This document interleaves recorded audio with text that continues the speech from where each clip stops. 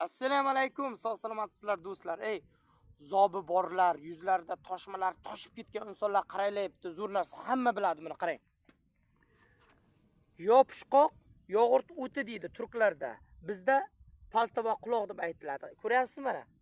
Hamma joyda tiqilyapti-ku mana, yopishqoq bo'ladi. Bug'doylarning ichiga. Ana shuni borku, yuzga yaxshilab, suvini chiqarib surtsangiz, toshmalarni yo'qotib yuzni chiroyli qiladi va hamda buni choyi xohlang, sokini siqib olib iching. Choyi o't dimlanishi, buyrak qovoq toshlarini maydalashga juda zo'r ekan, yodga boy mahsulot ekan. Qarang, yana bitta narsani ko'rsataman sizlarga hozir, qarang do'stlar.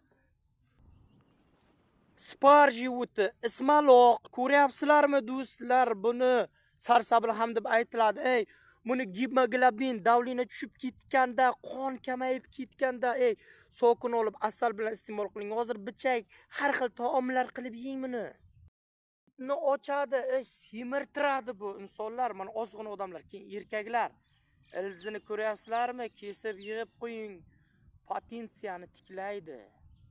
Sistit, uretrit, prostatitni davolaydi. Damlamasini qaynatmasi juda ham zo'r. Xullas, sog' salomat bo'ling. Allohga omonat, xayr, o'zida asrang asosiysi.